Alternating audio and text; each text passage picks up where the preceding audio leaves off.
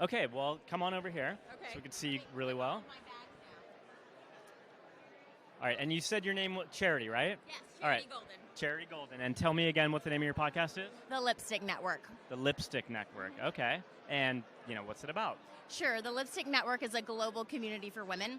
So women are more than one thing. We're more than a mom, we're more than our experience, and I believe that we deserve a village of support around us for all of the amazing things that we are, so that we can bring our full selves to our families, to our communities, to our workplaces. So the Lipstick Network is a podcast where we see, celebrate, and love extraordinary women doing extra of the ordinary every single day. Okay. So, yeah. I love that. Thank you.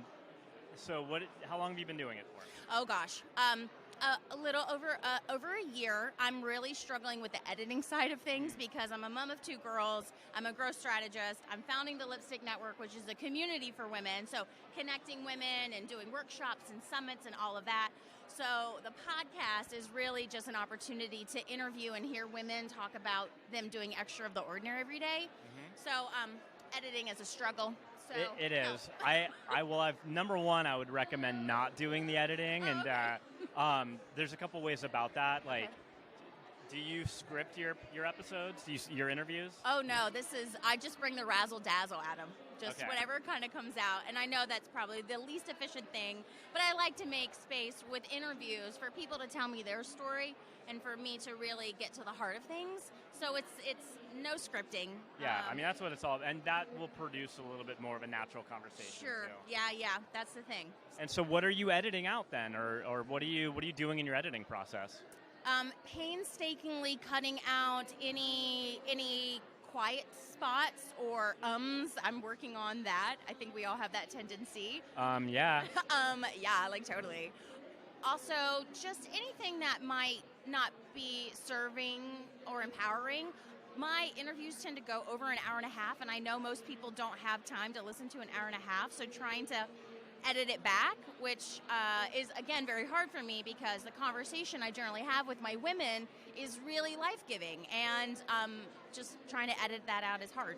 Yeah, no, I've been there, and you said your last name is Golden, right? Golden, Charity Golden. Okay, yeah. So do you know who Cara Golden is? I don't. She's the founder of Hint Water. Do you know Hint Water? Yeah, Hint. Yes. Yeah. So I interviewed her on my podcast, and I loved that interview.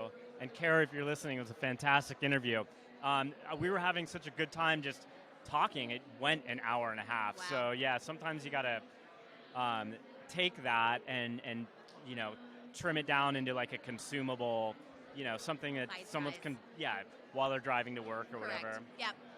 So I get where you're coming from with editing, and like sometimes you just have to get in there and do it. Now, in terms of growing your podcast, what are some of the things that you do? Nothing. I literally just text it to my friends and have it on Instagram. I'm really good at connection. I'm terrible at social media.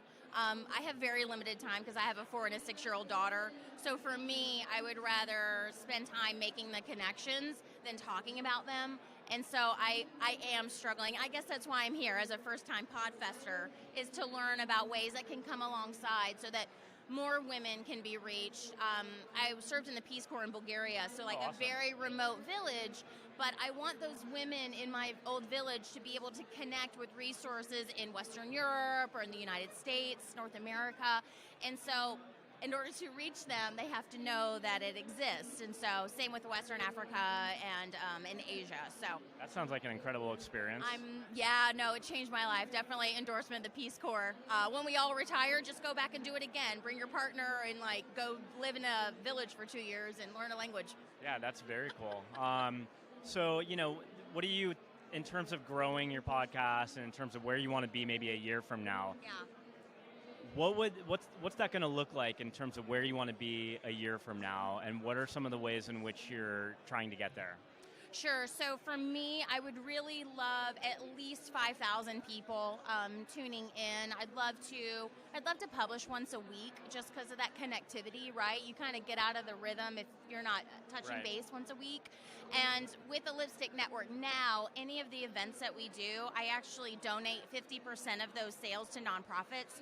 So one of our values is generosity. So for me, the Lipstick Network podcast is actually a way to send money to various nonprofits or impact funds women entrepreneurs in the developing economies, because I think we just need to uplift each other. So I really, really would love to get to a place where there's enough support so that we can actually be a conduit for that generosity, for that abundance, and actually pour it out. So numbers-wise, I'm Super not sure admirable. yet.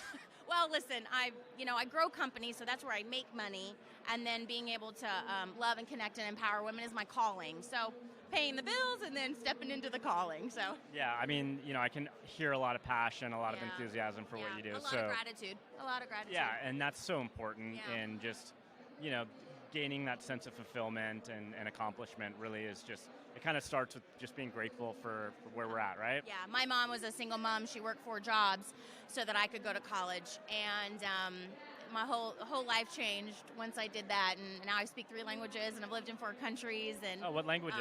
I speak Bulgarian, zdravete na всички, and my 3rd language is Spanish. It's now like a Bulgarian-Spanish mix, but I used to live in Madrid, and then I lived in Singapore, where my eldest daughter was born. So Awesome. My eldest daughter was born in Costa Rica, so I had some decent Spanish way back. That was 23 years ago, Okay. so my Spanish. Necesitamos practicar. We need to practice. But the other thing too is I got married about 10 years ago in Italy. Oh. So, and I took 2 years of Italian, like before and then after. So now my Italian and my Spanish is all one. Yeah, And totally. so I'm completely messed up. You're totally buggered. Yeah. But But congrats on your marriage.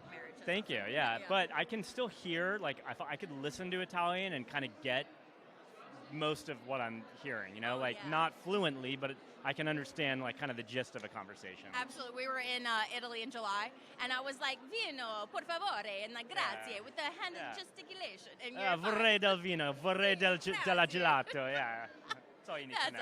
It's so true. It's nice to spend time with you, Adam. Yeah, and- you as well. and Finally, congratulations. one Oh, last yeah, question. it is. Oh. What do you think about this assertion that you have to be rich to make it in podcasting? You believe in that?